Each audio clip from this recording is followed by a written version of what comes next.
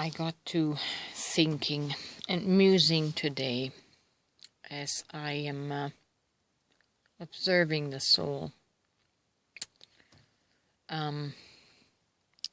Our body, the physiology of our physical body, doesn't know anything about the stories and narratives that our mental mind creates, the illusions, right? Our physical body doesn't know anything about God. That is information that our mind creates through thoughts and imaginations. And these thoughts and imaginations create chemicals, and those create feelings. I was thinking in particular back to my Christian days. And I'm seeing this mirrored back to me now also. Through my twin flame. As Christians, or as people that grew up under the influence of Christianity and the Bible and God and Jesus, we were psychologically informed with the narrative and belief that we are helpless, that we are separate from God, that we are weak, and that we are a victim of our circumstances, and that our entire life, our success and our failure, is dependent on God, right? Now our mind has adopted the story, but because it functions in the duality of logic and feeling separated, left and right brain separated from each other in consciousness, the mind has created the story. The mind has created the story about the hero and about the villain, about Jesus and about Satan. And I was sitting with that this morning, and thought about this. Our body couldn't care less what our mind believes, although our body has to respond to what our mind believes. Our physiology has to respond to what our mind believes, what story this thing is creating. And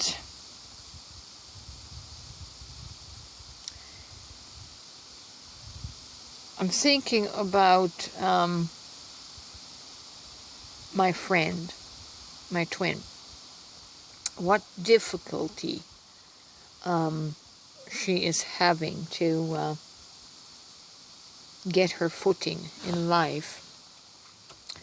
And I remember the one thing that she often will say is, Jesus, take the wheel. And that comes from a psychology and subconscious belief of victimhood, of weakness, of inability. And again, I have to stress that it's just a story in the mind. It's not real. But what I'm seeing and witnessing is that what we believe with our mind, the stories that we believe, we can either destroy our physical body with that or raise it up.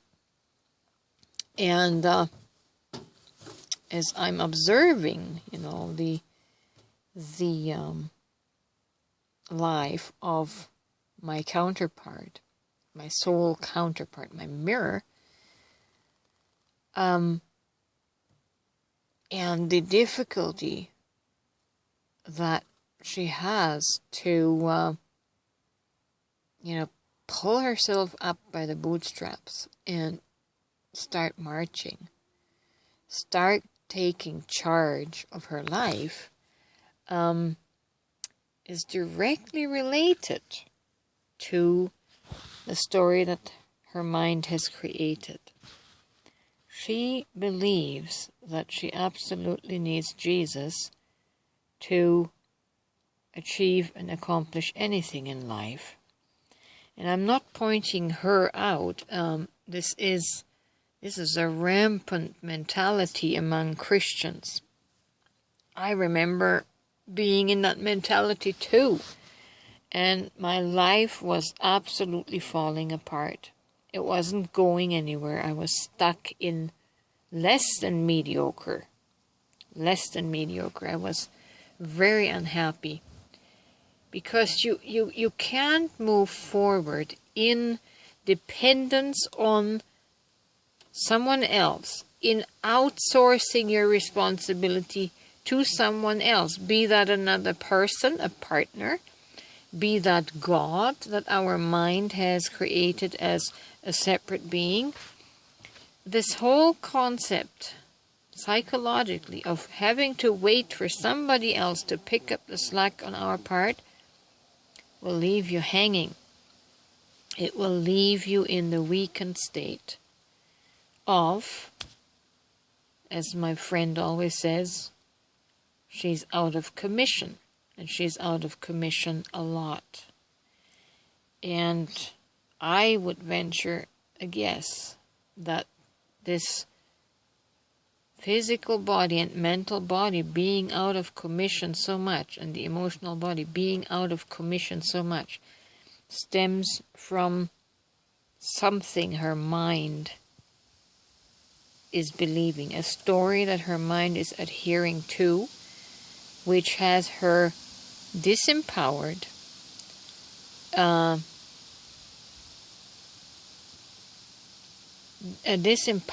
and in disbelief that she actually has the power to change her life. She's waiting for God to change her life, right? Haven't we all? Most of us have waited for God to change our life. God doesn't change our life. We just kind of follow along, through life, waiting on God. Well, you can wait until the cows come home, because there is no impetus. The impetus has to come from our soul. We must be guided by our soul. We must trust our own soul, you see. But psychologically, because of this belief in God, in the duality of God being separate from our soul, we're always in this waiting mode. We wait in sadness. We wait in unfulfillment. We wait until we die, right? It is up to us. It is up to our divine soul to take the lead, to take responsibility for our life, and to change the narrative. Sometimes you have to change your beliefs to help your body. As I said, the body doesn't know all this stuff that you're believing in your head. But what you're believing in your head is affecting your physical body. It's making it sick. It's holding it down. And in this belief that you can do nothing without God, you are releasing the frequency of weakness, chemicals that bring the body down and prepare it for death. It's all incumbent and dependent on the thoughts and the emotions that this thing feeds the body. So if you're in a defeatist, dependent mentality here, your body is going to die. Your body is going to decline. Because there, like I said, there is no impetus to take charge and to move ahead. right? So I hope this rambling helps somebody today. Maybe you understand your own thought process and beliefs and why you might be stuck in life. You need to check your belief system. What is this thing doing to your body? This thing leads, right? Your body has to follow what you believe up here. And if your beliefs cause you to be weak, disempowered, and fragile, your entire body, your entire existence is going to be fragile.